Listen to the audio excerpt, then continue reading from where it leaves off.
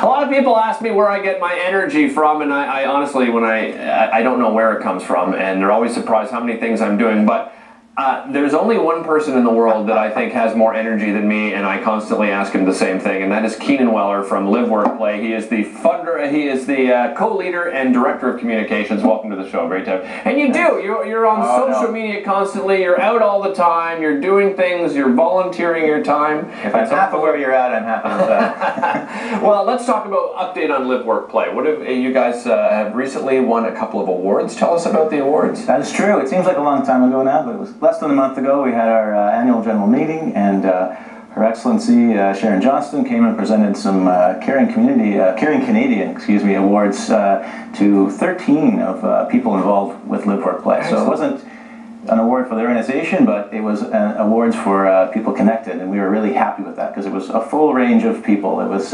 volunteers and board members and community partners, so it's great. Excellent, congratulations. And then you received a Community Living Ontario Social Media Award. What was that award for? Yeah, that was really cool. So it's a confederation of over 100 associations that do similar work as LiveWorkPlay, and they had a big conference in Toronto, and from those members they took a look at everybody's social media channels, and they really liked what we were doing and presented us with an award, so it's quite an honor. Yeah, you've done an amazing job with social media.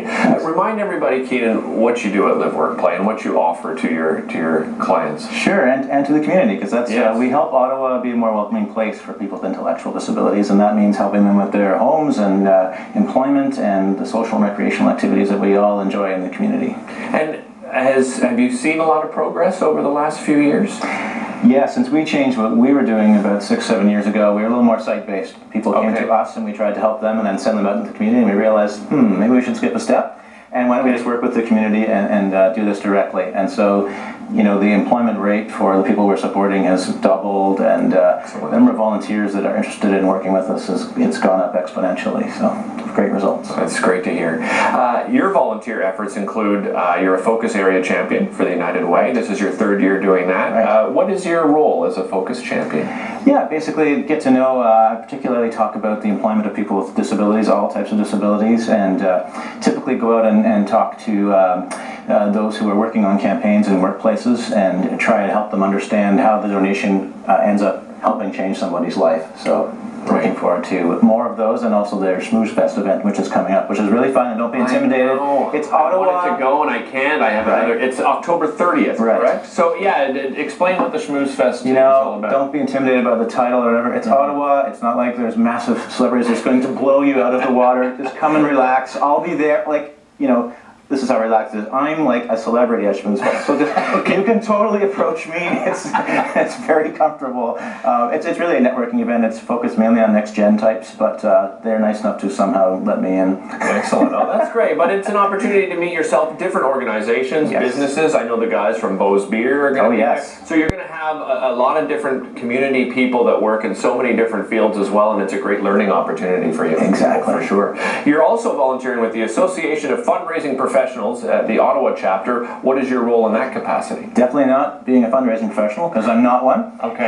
But they took on a very ambitious agenda of hosting conferences in Toronto and Ottawa, a series of conferences, and they were really challenging themselves about inclusion and diversity in the fundraising community. Interesting. So different perspectives. Not only how do we include new Canadians or people with disabilities in the fundraising world, but also, how do we talk about some of the populations that we actually raise money for? So that's why they invited me, and what I'm looking forward to is talking about, when we ask for donations related to a cause, is that message aligned with the actual work that we do? So if we're saying it's all about, like the title is opportunities and possibilities, and so if that's kind of how we want to support people to be included in our community, if the fundraising pitch is different, like please help us, please help the wretched, that doesn't match up. So how do we align these things a little better? So that's one of the exciting conversations we're going to have. You and I have had some great conversations in the past, just privately even, talking about fundraising and the skepticism now that people have of where their charitable dollar goes. And I think you have a great perspective on that. Maybe you can talk a little bit about that. Yeah, I think people have, it's good. They have expectations that they understand how their donation gets towards helping people. And I think just one of the counterbalances to that are issues over the last few years has just been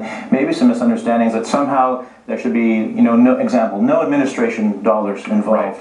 Right. Well, you actually need insurance and quality staff delivering this work.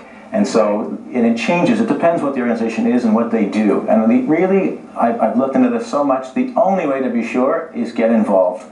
Right. With causes that you care about, get to know the organization, and some do a great job with their reporting. United Way is a good example. Mm-hmm. You can go and read lots of documents, why they're doing what they're doing, and where the money goes. Their financial statements are made public. Absolutely. And a lot of larger organizations are like that. But for me, as an example, being a focus area champion is actually, being involved in the inner workings is how I've come to understand much better what goes on, because I had a lot of confusion myself. Right. And so I think it's the same with LiveWorkPlay. If you talk to the volunteers in our organization, they tend to organically learn how things operate and understand it in a different way than someone just looking at a financial statement ever would.